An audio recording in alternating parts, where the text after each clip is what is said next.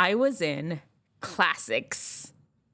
Classics was a dance hall nightclub in the 80s. It was across the street, Sunrise Boulevard. Yeah, it was across from Sunrise Boulevard in the shopping plaza in the corner.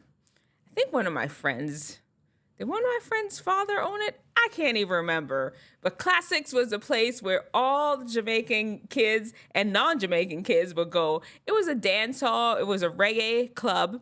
And we used to go up in there. Were we underage? Maybe, maybe not. I got nothing to say about that. But we were up in there. And one time I was up in Classics just dancing, back then,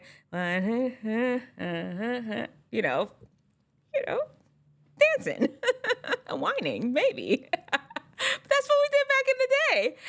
And I was dancing with this guy, and this other guy walked past us, and then something hit the floor.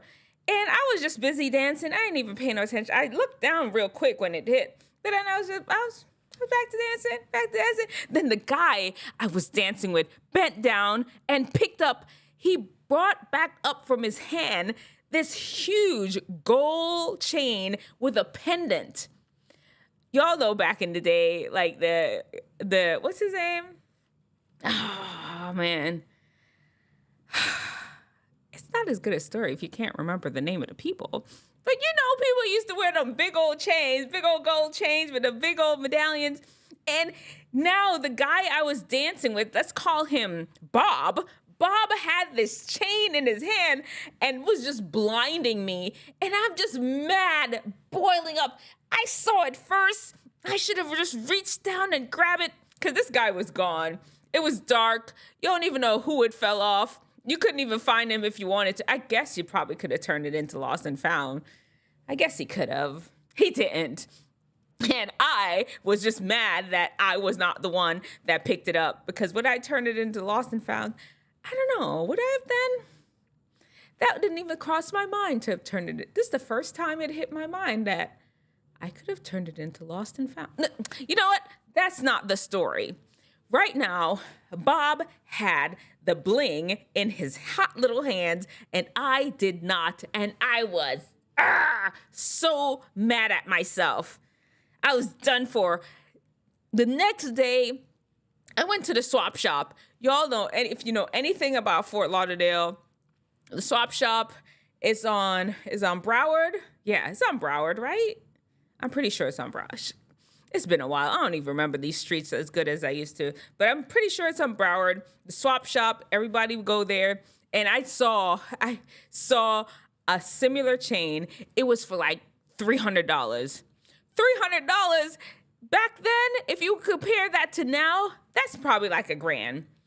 Maybe even more, maybe $2,000. This is the 80s, the mid 80s. That's a lot of money I didn't bend down and pick up. Craziness. I was so annoyed. I'm like, why didn't I bend down and pick it up? I saw it first. Wisdom understands that sometimes we have missed opportunities. For whatever reason, we didn't bend down first. We were late. We didn't call in quick enough. We were not. Lots of things can be the reason why we missed out on opportunity. And we just have to take that one in the chin. Wisdom does that. We're like, you know what? I did. It's the truth. I missed out, and it is what it is. I'll plan for doing better next time. And honestly, maybe the next time will never come, but next time it comes, it's not going to happen to me again. Then there is stupidness. You relive and rehash. I bent. I should have bent. I should have gotten up. I should have pushed him. I should have snatched it out of Bob's hand.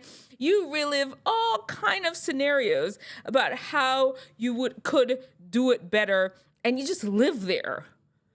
You just stay there beating yourself up about how you messed up, how you missed out on that opportunity, and you absolutely never move on to the point that you never even learn from the situation. Anyway, there you have it. Wisdom. and stupidness. Choose wisdom.